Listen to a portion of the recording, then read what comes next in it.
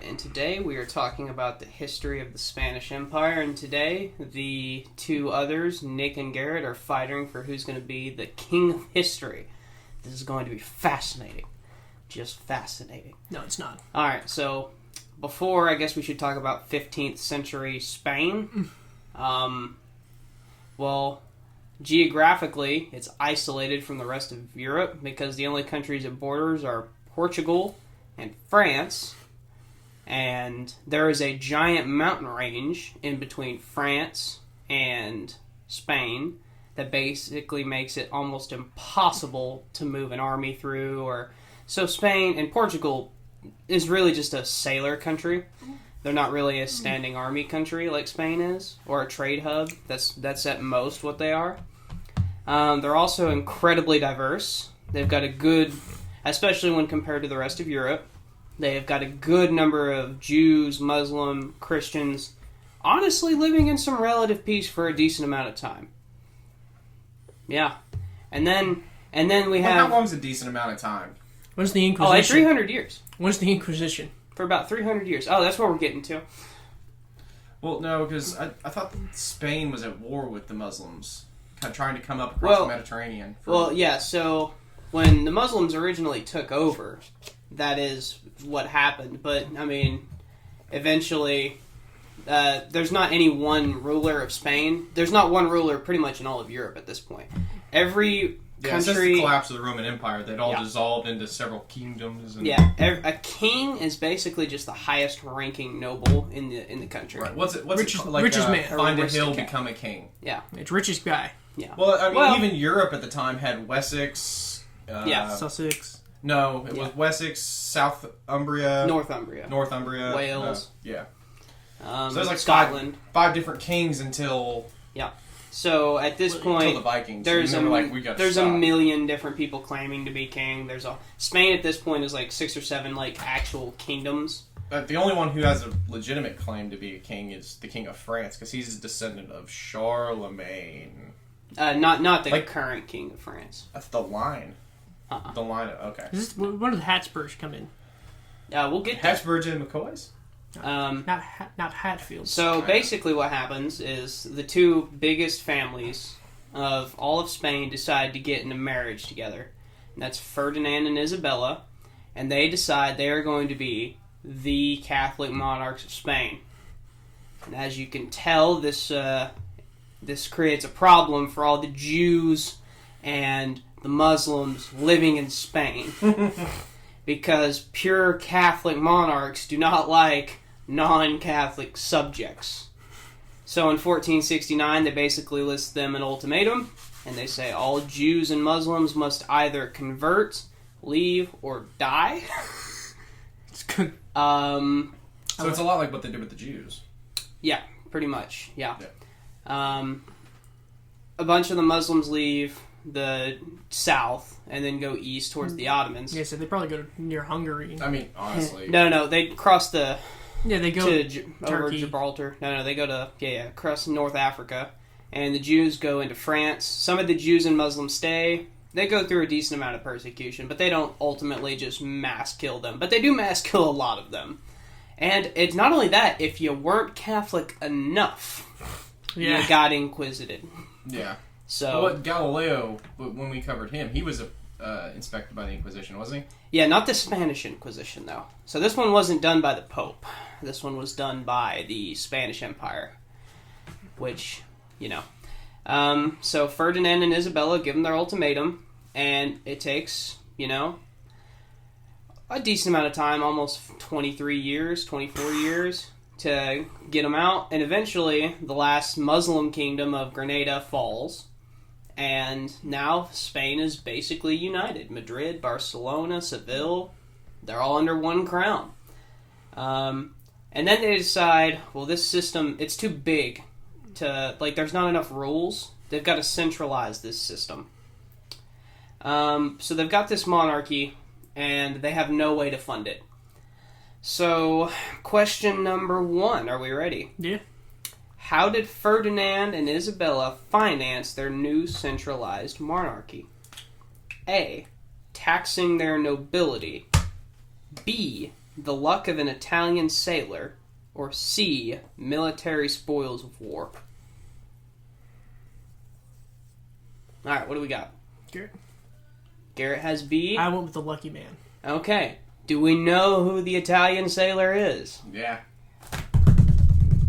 Who is it? It's Columbus. It's Christopher Columbus. Alright, points to both of you. Wait, do I get a bonus point because I know the guy? I hate Columbus. No. Oh, Nick doesn't like Columbus. He was that generation's Hitler. Get over it. Okay. You're wrong. Get over it. Killed 90% of a native population. What the hell else do you call that? By walking on a beach with diseases they didn't have fucking... Garrett, if you didn't... Spain! Garrett, We're not going to get into this. It's going to take the whole podcast, and I will rip you alive. No, you won't. Yes, I will. You're defending a child murderer. He is right there. He did kill a lot of children. If you didn't, you chopped off your hands and made you wear them. So Columbus, for what all that is worth, Nick, he gave us turkeys. He did. He opened up half the planet's fucking resources. More than that if you include for the exploitation. Amazon. Yeah. Anyway. Exploitation of the natives. So they did. The natives were exploiting it themselves. They were busy scalping each. They were so busy scalping each Yeah, other. but They couldn't build a fucking empire. They couldn't get out of the goddamn Stone Age. No, that is true. They didn't have the wheel. They were just carrying shit. Anyways. So Columbus brings back with him a lot of things. You know, syphilis. Brings Not gold, but a tobacco. lot. Mountains of freaking silver, though. Yeah. Which is not what they were after. Precious gems. You know, too. you know. No, that was Cortez. It was Cortez. But You're missing your, Hitler. But that hot supply of silver was sold to a lot of the Chinese Empire. Yeah. And that basically inflated the market. But that's... What? I was gonna say I forgot the Chinese Empire ran on silver, not gold. Yeah. Well, they had to pay taxes. It was either in gold or in silver. It was one or the other, and that's why they wanted. They had more silver than they had gold. Yeah. So they so so the Silk Road was basically a bloodbath for merchants trying to sell all their silver to the Chinese citizens because you had to pay in silver, and what that meant is that for one time a year when tax season came around, the demand for silver went through the roof. Right. So if you just hoarded all your silver... Well, it was that way with the Ottomans, too, because you had to pay taxes in gold or silver or bodies to the Ottoman Empire. So, another thing that they did is they started to centralize the system. Basically before now, you actually couldn't tax outside of your immediate kingdom.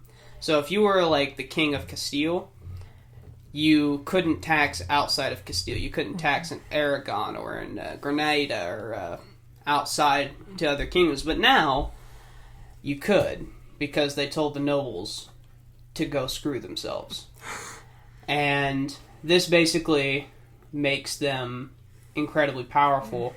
And Columbus also brought with him 4 things that incredibly financed the Spanish Netherlands, which, if you don't know, you guys know where Holland, Belgium, and them are. Yeah. Spain owned that at this time. That's Spanish. Belgium. So that would have been post-World War II division then? Or... No. This you gets are split way up. off in your centuries. Okay. No, this gets split up. I'm not saying they declare their independence pretty soon. Yeah. But Belgium makes falafels. But Columbus also brings back what is known as the 4 drug foods of the New World, and I will give you both 1 point for each drug food. Sugar. Nigga, you gotta write it down. Well, you gotta write it down. Oh. So you both get sugar. God damn it. Well, you both get a point, so it's not like it cancels out. So I will give you a couple of seconds. You don't have to write down sugar because it's already been said. Drug foods. So, do do do do do do do do. Yeah, basically these drug foods. Oh no, it's not. Were incredibly popular. I'm gonna have to go for all of the world. I can't spell the first word, so I'm gonna have to say it. Okay. Later, but hold on. So. Okay, you got 10 more seconds, guys. As soon as I say them, you guys are gonna go nuts, though. Okay. Garrett. Ready? All right. So, coffee, cocoa, sugarcane, tobacco. I got sugarcane and tobacco. I had molasses. I spelled molasses completely wrong. Okay, so Garrett gets extra point, correct? So you both get one. Yeah, we both got sugar, and then I wrote down tobacco. Okay. So, yes. So these 4 drug foods finance how they're going to basically put the nobility in check. Basically, is what the point of this. And they get the entire world hooked on these drug foods. So what they did with the system, and this system basically set them up for failure, or not for failure in the short term, but I don't know. We'll see. So they had a council system, basically, and what this does is it creates a bureaucracy. It makes the government a little bit more complicated, but also more functional. More, you have to write stuff down. But here's what they did instead. That was not common back then. They decided they were going to fill the bureaucracy with not nobles. Now, why is that a big deal? Is that a question? No. Oh. Just why do we... What a big deal. They decided... So they were making a bureaucracy of this government. They decided to not fill it with nobles. They filled it instead with lawyers, architects, educated people, wealthy merchants. Why would that be a big deal? Well, it would piss off all the people of noble blood. Yeah, it means they can't use their money for... And they also don't have funds. Nah, it wouldn't piss off nobles. But, if you make... So nobles are at it basically for their own power. Yeah. They do not want a centralized monarchy, because that hurts them. But if you staff them with nobles, you can't fire them. You can't fire a noble. Mm-hmm. It's their right, But if you just have regular people... Yeah, you can fire. You can fire them. And not only that, nobles don't depend on you in a way that regular citizens can. Mm-hmm. You know what I'm saying? So these people who they're filling the bureaucracy with have vested interest in making sure that the king has more power. Because when the king's power grows, so does their power. You see what I'm saying? Yeah. So, they set up a patron system, and there's, patrons in 18 cities, paid a salary. You get swapped every couple of years to a different city, and then you retire, and then you teach other people how to patron the city. It's honestly a pretty decently built system. But by 1492, after Columbus had set sail for the first time, Spain is pretty much unified politically and religiously. So now they have a system built for success. They can do whatever they want with all the money they have and all the power that they have, okay? So, question number 3, and this is a big one. How did people in Europe derive their social status at this time? Do you understand what that's asking? Yes. Okay. Did they derive their social status from A, birth, B, wealth, or C, religion? Alright, show them. Alright, you have both gotten the correct answer. It is from birth. Yep. It was not possible in 15th, 16th century Europe for a peasant to rise up the ranks to be a noble. Maybe one out of every 25, 30,000 people, maybe, for back then standards, might get a title of nobility. So what would happen is if you were a wealthy merchant, you would find a poor noble, you would go up to him and be like, hey, I will buy your estate, maybe give the king a hefty loan that he's not going to pay back. And in return, he gives you a grant of nobility. He gives you a worthless title. Well, but land and the serfs. But the other nobles don't recognize you as the same way as the other it's nobles. like it's kind of like how Jeff Bezos and Elon Musk are rich now, but the Rockefellers, the Morgans, the Fords don't view them the same. Right, rich. and what is the difference there? Well, because the Rockefellers and Fords and all them have been around since long before. Bingo. So a king can make nobles, but only time can make an aristocrat. So that was I see what you did there. I appreciate it, Wyatt. Appreciate you. Everyone wants to be. So then, Ferdinand and Isabella start to get thinking. And there is another thinking. Oof. they start to set up like, No, Isabella was the brains of the operation. Yeah. Didn't she give Columbus the okay? Mm-hmm. Yeah. Well, smart decision. Ferdinand wasn't having any of it. Yeah. He rejected Isabella him. was like, hey, gave him- he's really hung. We should definitely let him go. Yeah, just give him 3 crappy ships, and if he dies, he I was dies. thinking to say, like, 3 of the worst ships, and worst case, we never have to hear about this Italian ever again. Papa Vazul, you are a fool. So, Best case, we open up a hat. they decide to marry off Look at the hat trick. their daughter to Maximilian I, who is the Holy Roman Empire, which would be the king of Germany at this time. It's really just Germany. And Juana, You basically had to keep the seat of power in Germany at the time, because if you left Germany, they diverted to barbarians like that. yeah. So, The Juana Christians are gone? is apparently insane.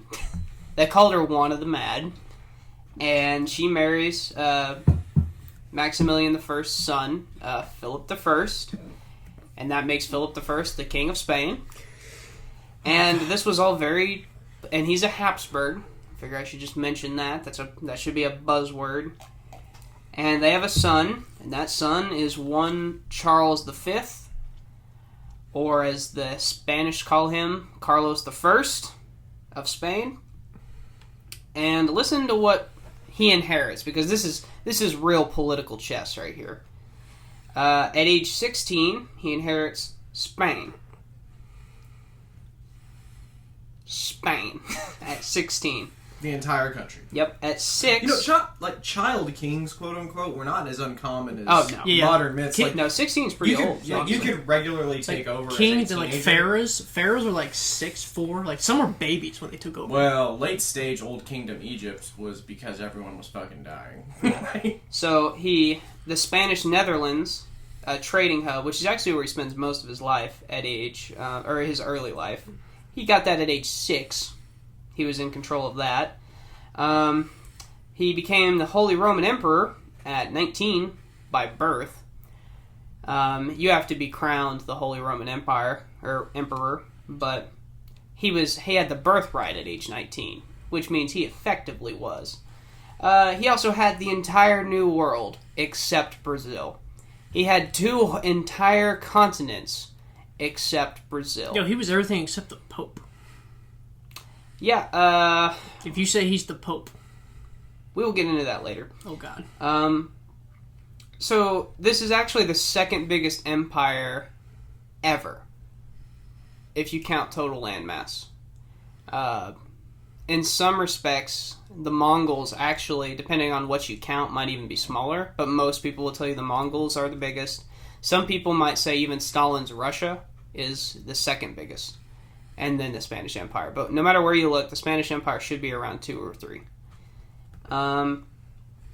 But by the time he takes over, his empire has money, soldiers, and power. All he needs now is to pillage you. He has one goal in mind, and he wants to unite Christendom under one empire. Ah, yes. He wants one Christian empire. Christianize That is all his the goal. He wants to rebuild Rome. That's Yeah. what he wants. Yeah. Christianize all the kingdoms. Yeah. He, Well, most of the kingdoms at this point would have been Christian because Constantine converted the Western Roman Empire to Catholicism. right. I guess at that point it would have been the entirety of the Roman Empire because it hadn't devolved into East and West yet. But So The Byzantine. he also has a rivalry with 2 other monarchs at this time, both of which pretty much copied Ferdinand and Isabella's model. So he's got Francis I of France and Henry VIII of England. I love that guy. And I love the Tudors. so, actually, to be the Holy Roman Empire, it's actually an electoral competition. So there are 7 electors. It's called the Golden Bull. Charlemagne, who you mentioned earlier, he set this up. So that way, it's basically a kind of democracy. It's not really. It's basically a bribing competition, is what it is. And It's like the Oscars. Who's got all the fucking money? Spain. Spain. Because they just found a whole other hemisphere. So Francis I and Henry VIII. Henry VIII dumps almost like 3/4 of the English treasury trying to bribe Yeah. electors. And you may have already gone into this too, but Spain is also the world's naval superpower at this point. At this time, yeah. Only even remotely close is I don't even think England's Not at this remotely point. close No, France. at this point. France would be the And only. they've also got Actually, some of the most Portugal would be the only other. They don't have but the Portugal- arsenal. Yeah, Portugal They had the doesn't shipping have the fleet. They had the shipping routes, but they're the best navy other than Spain. But they also have a very elite military force that has been Seasoned. yes, it's They're well seasoned. seasoned. They've been fighting Muslims for a very long time, driving them from France. And all the warring that's going on between kings in England is fine. You're not fighting Muslims. If you know anything about the Crusades, fighting Muslims is a different game Yeah, altogether. they are a hard people. They want to die. I mean, you're not wrong. Yeah. Like, So it's just like fighting Christians. I mean, the Crusaders were totally willing to die. yeah, Or the Yeah. Jacks. Henry VIII really wants to be the Holy Roman Empire. Or Like, emperor. how much really? Like, is he just super hard for this crown? dumps like most of He the wants a English divorce. treasury. He wants a divorce. We'll get into that. He dumps most of the English treasury trying to bribe his way in.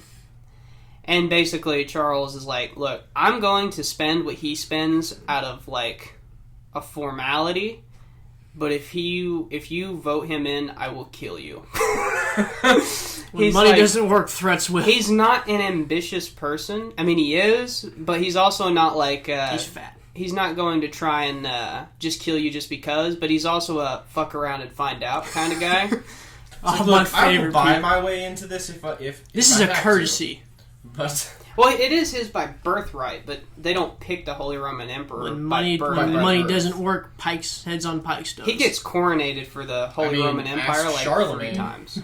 But so eventually he does win. It takes some time, but something happens while he's the Holy Roman Empire. He's 21. He's actually 17 when it happens, but he's 21 when he decides to fucking deal with it.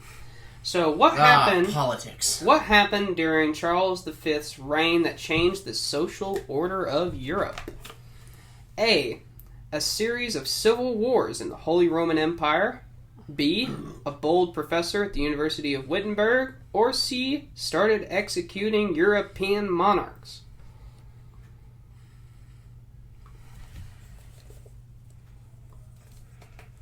Alright, what do we have?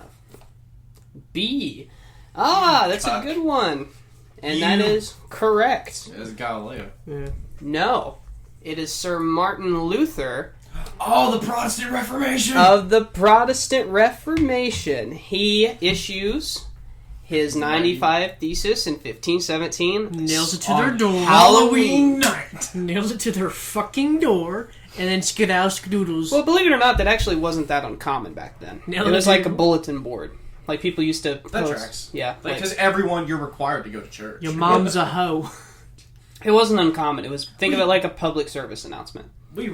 Fuck you. PSA, 95 ways you're doing the Bible And wrong. Fuck you, and here's 95 reasons why. And let me just explain to you guys how popular Martin Luther was at this time, because he didn't deal with it immediately. He let it kind of foment for like 4 years. And at this point, this man is literally bigger than the Beatles in Germany. This man is insanely popular. So much If so. you know anyone who's got German ancestry that immigrated here, they are they're at least their grandparents were probably practicing Lutherans. Probably. Like yeah, most Germans now are Lutherans. I mean, we were raised Lutheran. Yeah. Our grandfather built that damn church. So, the Pope wants to kill him immediately. Oh, absolutely. Um, I mean, it's heresy. And this kind of Burn starts the the heretics. the pissing match between the Pope and the Holy Roman Emperor, Charles V. Because Charles V says, he's also a political genius, Charles V, and he says, look, if I kill him, my empire will...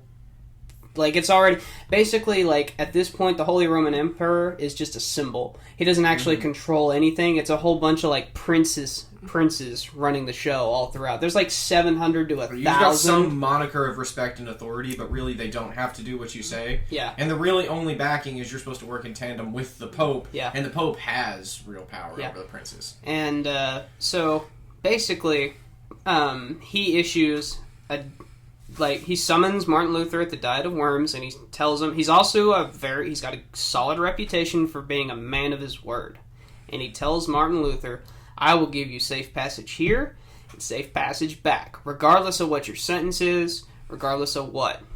I promise you, you will not die at Worms, which is the city it took place in.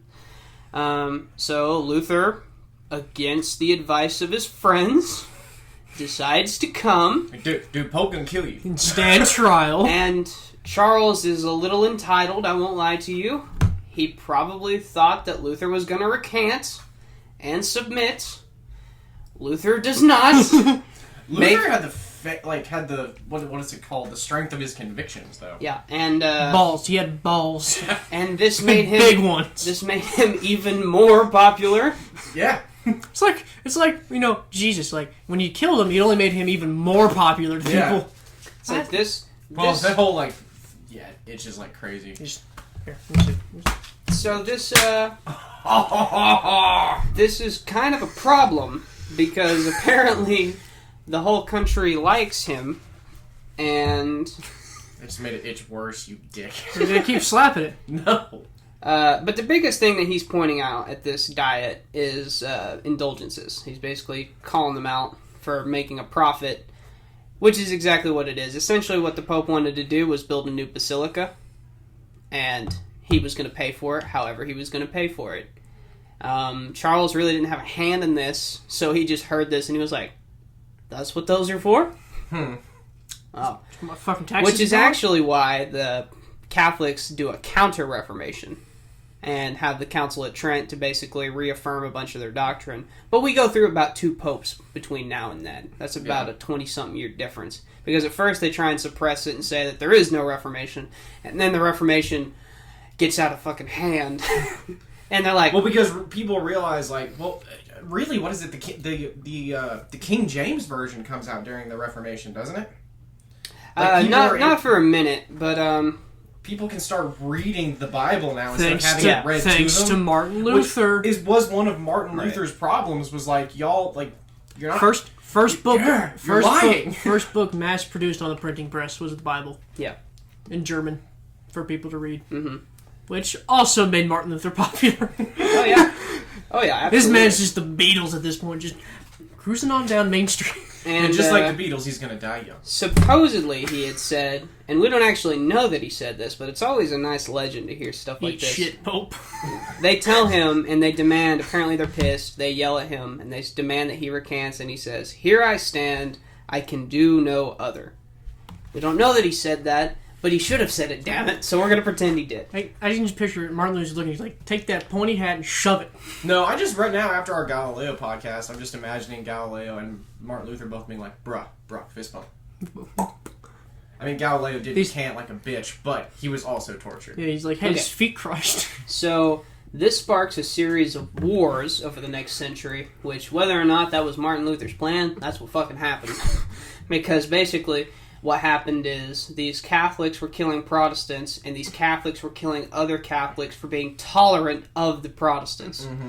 So there is no freedom of religion right now. This is kill anyone who is not full-blooded Protestant or full-blooded Catholic. And eventually... So basically, here's what happens. The monarchs choose Catholicism.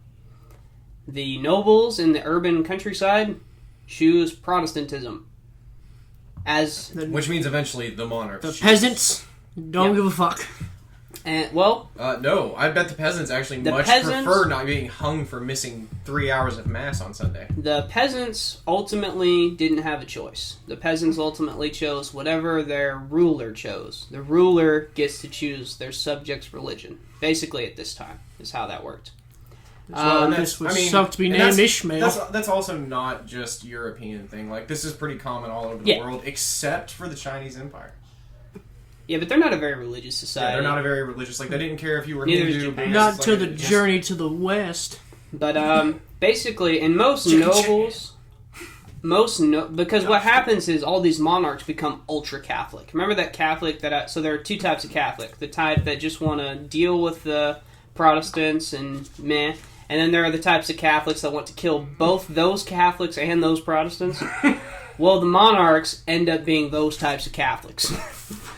And the nobles choose Protestants almost as a response to the opposition of monarchs. Because the monarchs in Europe at this time are just getting more and more and more powerful, and the nobles are getting weaker and weaker and weaker. A lot of revolutions probably happening. And what ends up happening is, now that these monarchs are big, we see classic Europe, and we see a real war break out between France and basically Charles V. I won't even say the Holy Roman Empire or Spain, because it was both. Everyone had a hand to play here. And there is a problem here, because Charles is actually born in Burgundy. Do y'all know where Burgundy is? Mm-mm. It's in France. So Francis thinks that Charles is his subject. Ooh. And that is a problem when he said that out loud. Ooh, but Francis didn't live so long. Because, as it turns out, Charles V is actually an impressive general. And he routinely kicks the ever-living shit out of Francis I. Francis I, I mean, not a once does he get the upper hand on him. And think about it like this, gentlemen. Remember all those territories I told you Charles V inherits? Mm-hmm. So think about it. France, Western Europe. Charles V owns basically Germany, modern-day Germany. The Spanish Netherlands, which is Holland, Belgium. Spain. They're more allied with England than France. So he basically owns... So he has them surrounded. He owns Spain and Prussia at the time. So think about that. If you're France, you are scared out of your ever-fucking mind. You're at war with Spain, the Prussians, and your natural enemy, the fucking English. Now, don't get me wrong. France is no, small monarch. That is, one of the most structurally impressive, countries in all of Europe. But they can't compete with everybody. The two best. They have the military fighters of Germany, the backing of the Spanish Netherlands, and the military sailors of Spain. There's just no... And the finances of the New World... There's no competition. Francis routinely kicks the shit out of Charles. And Charles decides to try and invade his, native land in northern Italy. And Charles intercepts him and captures the MF. That is insane. And at the Battle of Pavia in 1525, he captures Francis I. What does he do, do you guys think? It's not a question. Just what would Charles V do? Execution. Garrett, what do you think? I mean, execution does seem to fit. Well, he's a master politician, so he decides not to kill him. Because then he just sells him. Now he sells him. Now he just made a martyr. Now he's got the King of France. Oh, he's got a puppet. Kinda. He signs the Treaty of Madrid in 1526, and basically what happens is he locks him in a prison in Spain, and he says, "Hey, Francis, you're going to either die in this prison or sign this treaty." And Francis says, "You can't do this. I'm the King of France. You are my subject." And Charles says, "All right, goodbye. I'll see you in 10 days. And he does this for a year. And eventually Francis signs the Treaty of Madrid. But the second he goes into French territory, he just recants. He just, he claims it was under duress, which, don't get me wrong, it absolutely was. And Francis is desperate, because now he looks like a laughingstock to his people. His armies really don't have any morale. They've been having the dog beat out of them for years. So this is the fifth question. Question number 5. What does Francis I do to resist Charles V? Is it A, funnel money to nobles in the Holy Roman Empire? Is it B, align with Protestant reformers? Or C, form an alliance with the Ottomans? Alright, show your answers. We have 2 C's, and that is correct. He forms an alliance with the Ottomans. That's really your only choice at this time. The Ottomans were the biggest empire, other than probably Charles. Well, there is still civilized. China's not civilized at this point anymore. The problem is everyone, decent. Everyone like Hungary, Wallachia, all of them feared the Turks. The Turks were fearsome. Oh, rightfully so. If the Turks wanted Europe, they may have been able to have it. No, they regularly. They couldn't get past Eastern Europe. They didn't want to. Vlad the Impaler. Yeah, after you encounter Vlad the Impaler, you're like, actually, continent is full of mad. Vlad the Impaler was actually a Turk sympathizer. He was a vassal to the Turk. Yeah, that's why he hated him. Oh, I didn't No, he hated him because his brother was more popular with him. Also, he hated him because of the rape. So They didn't rape him. They killed his father, though. They butchered his father and brother. But hold on now. They wouldn't rape a boy. So actually did. That's the Catholic's job. Keep in mind what that might think, though. I watch too much anime. So the King of France, a Protestant Catholic, just made an alliance with Muslim infidels against a Christian, brother in Christ. So think about what that sends. And basically, the Pope calls him up and he says, "Hey, what the fuck you doing? Have you lost your fucking mind?"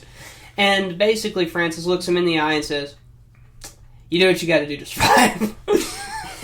which I can respect the honesty there. And eventually, the Ottomans, they've got Suleiman the Magnificent right now, which is basically one of the greatest military generals and rulers. He's got the Janissaries, which are, if you can think of almost like the Unsullied in the Game of Thrones. They basically capture one Christian boy, one Muslim boy, one Egyptian boy, force them into their army, and they are the elite fighting force in Europe. This was the same thing the Ottomans did. Do what? No, this is the Ottomans I'm talking about. It's kind of like they did with Spartans. They took really young boys and made them kill you. This is not uncommon. Immortals. Picture Immortals. That's what Vlad was. He was a vassal that got turned into a child soldier. Yeah. Very good militia. You didn't know your family. You were well educated. You were, in a sense, a slave, the Janissaries. Mm-hmm. Most of these people came from Christian families, too. Yeah, mostly stole. Because they stole from, Macedonia and Greece and stuff. A lot of it was, noble would give their kids to the Sod. So they would that way the kids in stabbing range. The Sultan. The Sultan. They're in stabbing range. That way, if the noble betrayed the Sultan. So it's basically... Well, it was an encouragement. So, it was kind of it's either do what we say or we slit your kid's throat. It was a tax, too. Yeah, it was everyone had to pay the tax. And if the nobility didn't have to give up their sons, there would have been riots. Yeah. Because it was... It usually wasn't the first. Usually, the fourth born. These people were had status, but in the sense that they were slaves, is that they weren't allowed to own property. They couldn't reproduce. They didn't have full rights in the Ottomans. No, but they were well educated. Yeah. They were expected to convert to Muslim too. Yeah, well, they were indoctrinated in a sense. You only knew Muslims. So their only time they were really regarded as soldiers. They were respected as soldiers. But as time goes on, they become a little bit looser in their requirements, which is what happens to all the people who do stuff like this, is that to grow their numbers, they end up loosening the requirements. Quantity goes down. But for right now, this is peak Janissary armies for the Ottomans.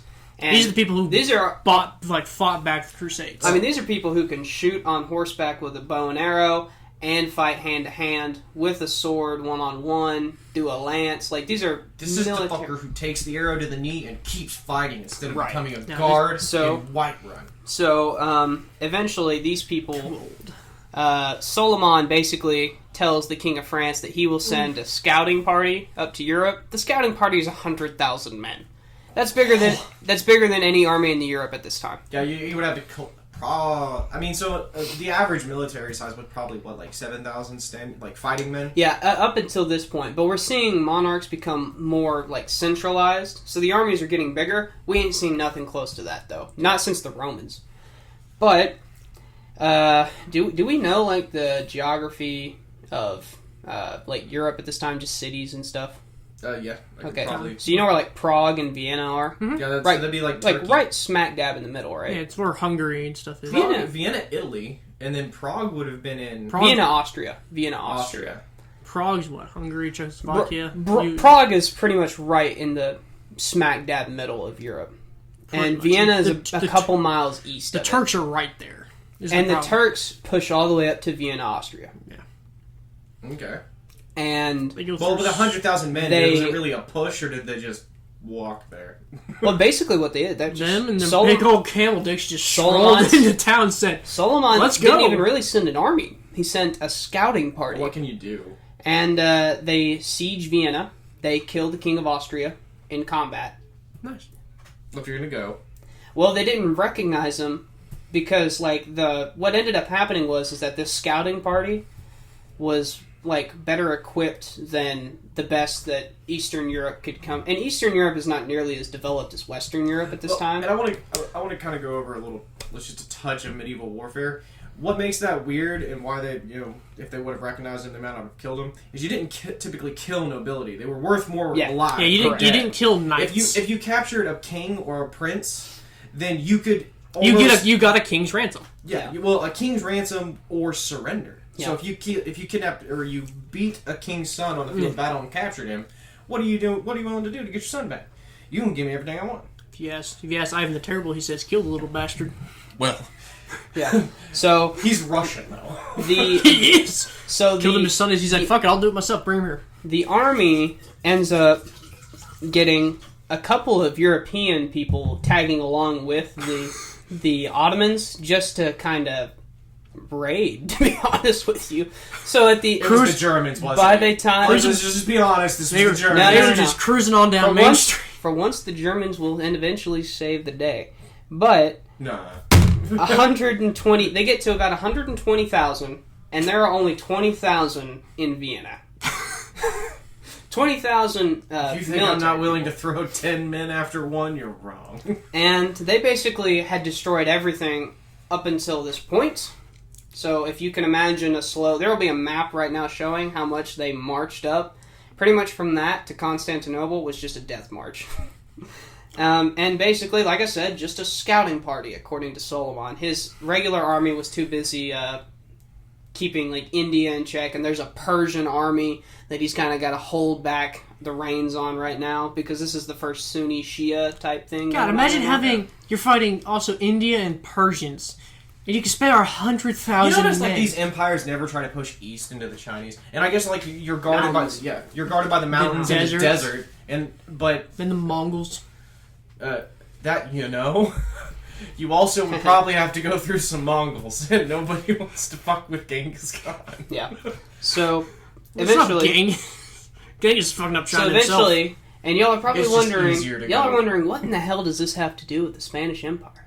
Well, Charles V is a Habsburg. The Habsburgs come from two basic families, Austria and Hungary. Well, you killed the king of Austria, which is a good thing, because that means Charles V's brother is now the king of Austria. Okay. Now you have to defend your brother's kingdom. So he mounts up, and I don't know how he got them, but the estimates are at least 60 to 80,000 men, German warriors. The Hessians. And they get there at the siege, and the Ottomans weren't expecting them, and he beat them back. He beat them back, which is not... Now, these weren't Janissaries, these weren't the best, but he apparently beat the dog shit out of them. Well, if you're laying a siege, you're honestly... He brought Germans. So if you're laying a siege, you're not prepared for an open combat. So it's not a far stretch. You're camped all around the city to cut off as many supply supply lines. Yeah, you're just sitting on a camp. But still, 80,000 German warriors against... Mm-hmm. I mean, so you've got to figure these German warriors are probably untrained. You don't pick up 80,000 of one ethnicity and have them all be they just picked up farmers. Well, hang on. Are we going to consider Germans just permanently trained because they are barbarians? But not trained in the same sense that the Roman Empire back in the day was. Not trained the same as these Turks were. But these Turks weren't trained for siege. They weren't necessarily trained for open combat in Europe. So it's still a tremendous victory. They learned the most important lesson in European warfare. You don't fuck with the Germans. I want to know, was cavalry used? Because cavalry's a big deal in Europe. It's not such a big deal in the desert. So how you say? You got to slaughter them. You see movies and you just see two sides just clash into each other. That's not entirely true. So first, you probably send your cavalry to flank. Cavalry was used to flank and disrupt battle lines. Well, you said Charles was a very educated person, right? Correct. So, I mean, he's educated in military tactics, and honestly, they marched 120,000 people and didn't have a contest. They probably didn't think there was anyone even capable. They probably didn't have a supply line. Like, they were probably telling their soldiers, hey, get drunk and party, because this is going to be a walk in the park. and then 80,000 At this point, show up. like you've done nothing but slaughter your whole way here. He's like, fuck it, let's party. Yeah. So eventually he wins. He becomes a hero because had that army had lost, He'd be Look at dead. the fall of the may have- Christian world. Solomon may have just been like, if You'll that's what punish- 100,000 of my cheapest fucking warriors That's could do, all of Europe. what's There's gonna happen? There's no one with Europe. What's gonna happen if I show up with like 75,000 Janissaries and about 300,000 just regular soldiers? Right. That's Because if there's one thing the Middle East can do, it is turn out military-aged males. Yeah. We learned that from Persia. We learned that from Israel, ironically. We learned that from the Ottomans. so. Fuck, get the Greeks up in here. They'll kill the Turks, and they did it twice. Yeah. Wait, Persians are not Turks. Yeah. They're the Persians are okay. It's the Seljuk Turks. Anyway, so at this point he's a hero, and honestly he should be for that. Yeah. And I mean, really, under any circumstances, he having did a what the 40,000 Crusades couldn't do. Oh, and you you- beat the motherfuckers. and he didn't think it was a big deal. That's the craziest part. Could you imagine? I would love to see the casualty ratio on that. Like, how many did he It's lose? pretty decently documented. I know that the Ottomans lost quite a bit. Like it was I mean, pretty if lopsided. Like, honestly, so like a 1-2, 1-3 would be great. I would be really impressed if we could see like a 1-5, 1-7. Because a that's nuts. Yeah, That's a nuts 1-7 in any ratio. Mhm. Like that's Viking rating a village level of murder. Okay. So now we got to go to his rivalry. We've talked about his rivalry with France. Now we got to talk about his rivalry with England, just to let y'all know how powerful this man was. And I'll try and get through this quick. So Henry VIII is married to his aunt. This makes her powerful, being the Queen of England, and has a sort of political alliance. And basically Charles is happy that this is happening. But here's the thing. So Henry was actually never supposed to be king. Not his brother was. Arthur was supposed to be king. Arthur was first in line. Pendragon? Arthur dies at 16 to what we just know it as the sweating sickness. We don't know what it was. It's called the English sweat. You just sweated for constantly sweated for days. Yeah, and we then have you no It's died. like a fever. Yeah, Yeah. well, see, It we ravi- thought that, it but ravished France. They call it the fever. It Like they call it the fever, but this So this is is something new. This So- is called specifically the sweating. But hold on, Nick. Hold on. I gotta get through this. Yeah. So, Catherine was married to Arthur first. Arthur dies. They still want the political marriage. So Catherine now marries Henry VIII. Does that make sense? Picture Game of Thrones, where Marjorie Tyrell marries Joffrey and then Tommen. Exactly. Which is ironic because That's the the symbolism. Tudors are also the War of The War of the Roses, what inspired Game of Thrones. Yes. So Just look at the map. Henry tries to have a son. Henry cannot bear a son. He just can't. And there's this verse in the Bible that he quotes to the Pope, and basically says, "Hey, whenever your brother's widow dies, you're not supposed to marry her. It's a sin, and that's why God is cursing me, not letting me have any children. Please grant me a divorce." And the Pope basically says, "Pretty reasonable. I will grant you a divorce. Not a problem."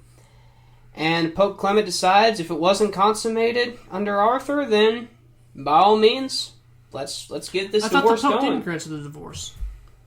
Pause.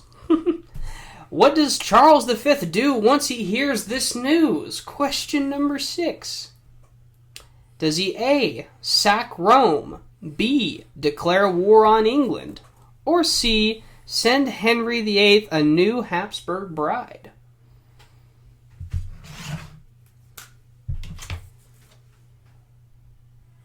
Say it again. What does Charles V do once he hears this news? Does he A. sack Rome, B. declare war on England, or C. send Henry VIII a new Habsburg bride? What is your answers? I was very confident until you reset him. Damn it. What was your answer originally, Garrett? No, send him a new bride. It was actually A. He decided to sack the entire city of Rome. Fuck you and fuck your city. So you both put B. declares war on England. Now, he too much at stake with France. Couldn't risk it. But he basically told the Pope, if you grant this man a divorce, I will kill you. It's basically, this man locks the Pope up. This is how powerful this man is. He locks up Pope Clement, who will eventually crown this man the Holy Roman Emperor. Keep that in mind. He eventually locks him up and says, if you divorce my aunt, I will kill you. This man is nuts. And then this leads to a whole thing with Henry VIII. Yeah, I mean, they don't get along. It's not a huge deal. Charles has other priorities. But the Pope is now understood he will not grant this divorce. And so the Pope does not grant the divorce. Yeah. Because he sacked Rome because of it. Yeah. Just because. He took that army that went to Vienna, took him down to Rome, sacked it, told him he wasn't going to do it. What is it with Germans and just sacking Rome? Yeah, they make a pretty good history out of it. Okay, so now, pretty much, he doesn't really meet his goal. He goes on and on with a series of wars with France, and he has to keep at bay the Ottoman threat. All this takes money. It inflates the Spanish Empire. By 1554, this man is 54 years old. Charles is old, sick, and tired of the constant state of chaos in Central and Western Europe. He is just fucking sick of it, to be honest with you. Just sick of it. So now question number 7. How does Charles V exit the throne? Does he A, one final war against his rival in France? B, become the Bishop of Rome / the Pope? Or C, retires to a Spanish monarchy? Or monastery, sorry.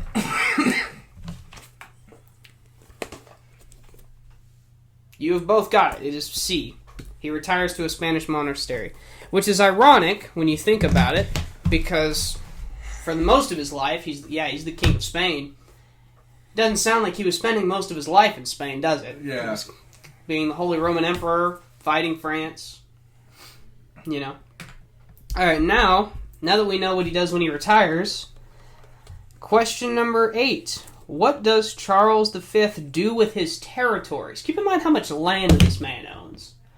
So what is he going to do with his territories? Is he going to A, give the Pope power over his territories?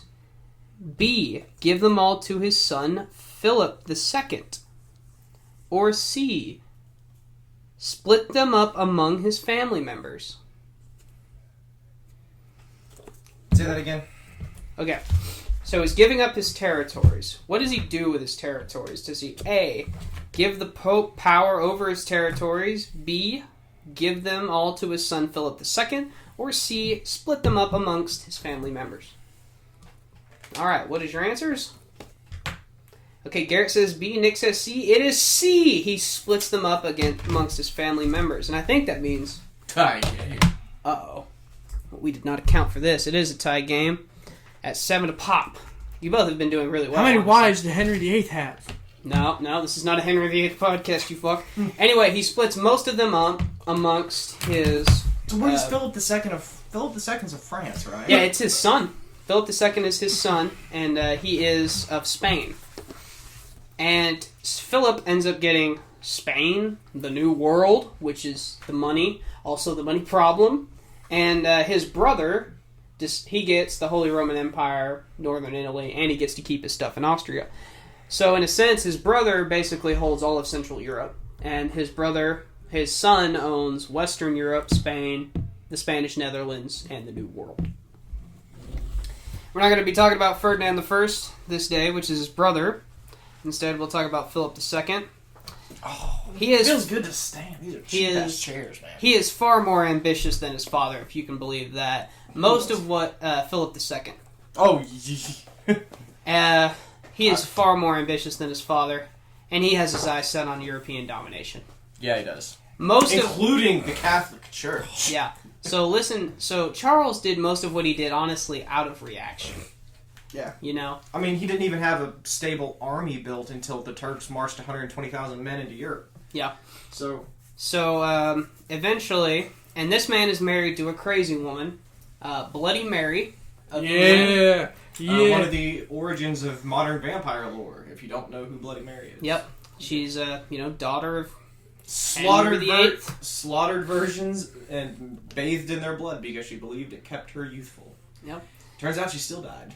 And this woman, or not this woman, this man inherited a lot of problems in Spain because the royal treasury is bankrupt from financing all of Charles's wars in an attempt to stabilize Europe.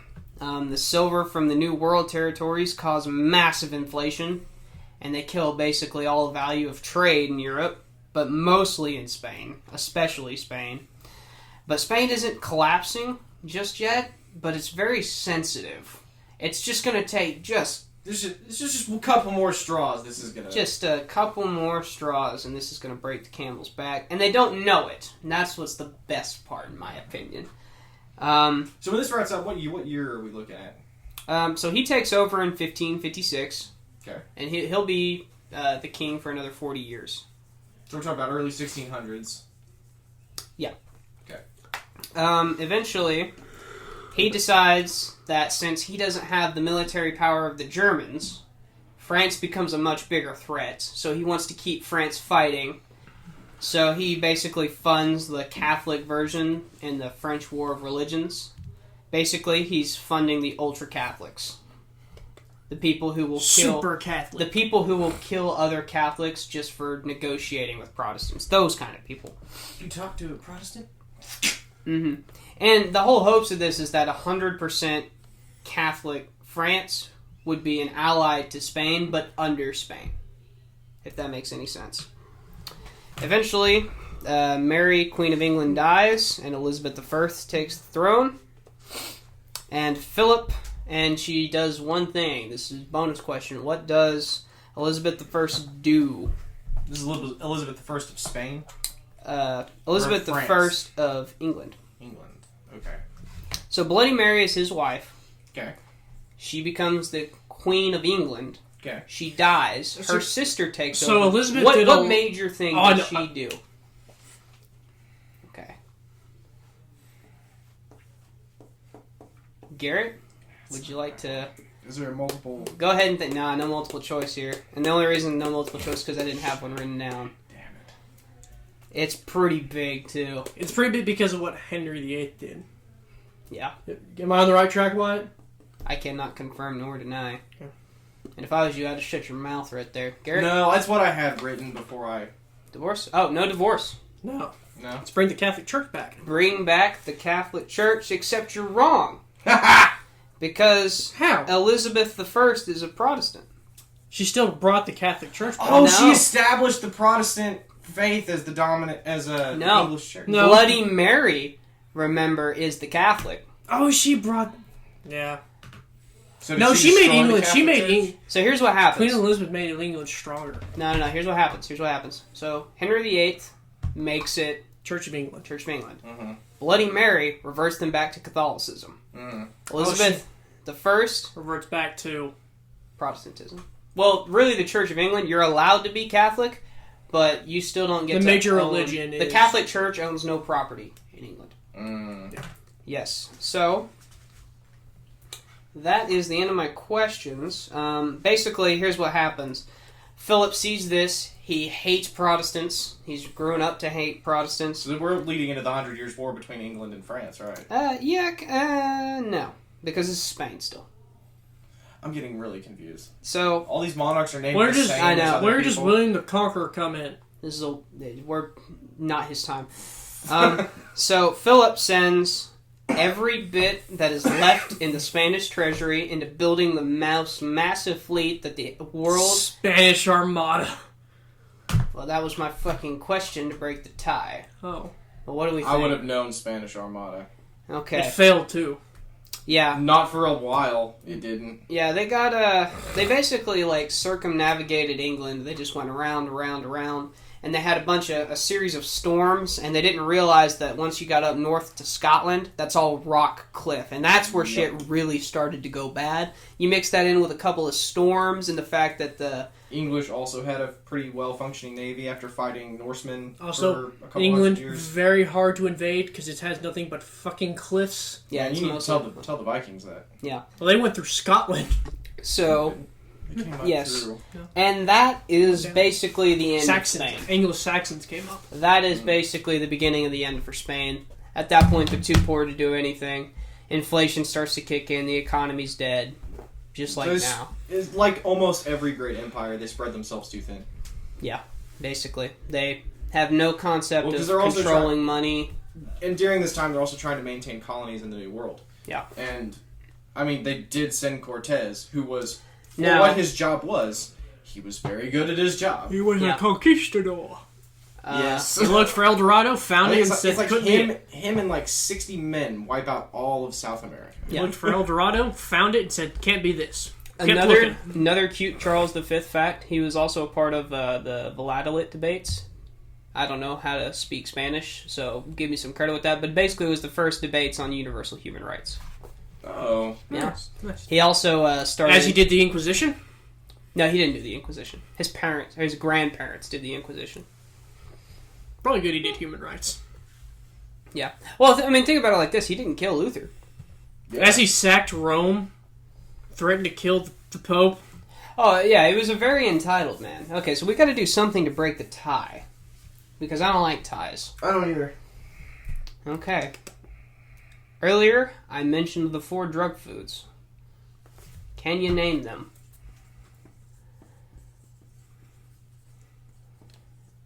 Should I do all or nothing, or just God bless. I know I got the 2 that... do do do do do do do do? Fuck. I only got the 2 that I came up with. All right, tell me what you do got. Get it? Sugar and tobacco. Sugar, coffee, tobacco. Coffee! Freaking... No! Oh no, he was so close. It's cocoa beans! Yes, it is coffee, cocoa, sugarcane, Hey, tobacco. that's a tie. We're still tied. I got the other one. But he got no. Nick got 3, And I you got 3. 2. Sugar, tobacco, and cocoa. No. He did not write it down, ladies and gentlemen. That's I'm bullshit. sorry. That's bullshit. He This really- communist Oh, look at this crown. It fits atop my head. God damn it. I was rooting for you there, Garrett. I won't lie to you. I wasn't. Go fuck yourself. All right. Anyway, so this has been the Refined Peasants. Nick, congrats on being the king. Any thoughts? Rounding thoughts? I still haven't got to be king. Thank God you radical bars. Garrett, you got to do one of these. These would be fun for you.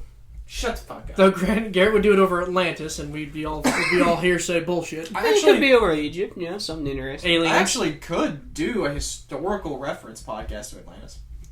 That may actually be fun. The problem is there's not a whole lot because most of what we get from Atlantis is Plato, and Bullshit. Plato is reciting a story he was told in Egypt. Oh yeah, I bet bullshit travels through time. Hey, can we take it off? I'm gonna hit him in the dick. This has been the Refined Peasants. Yeah.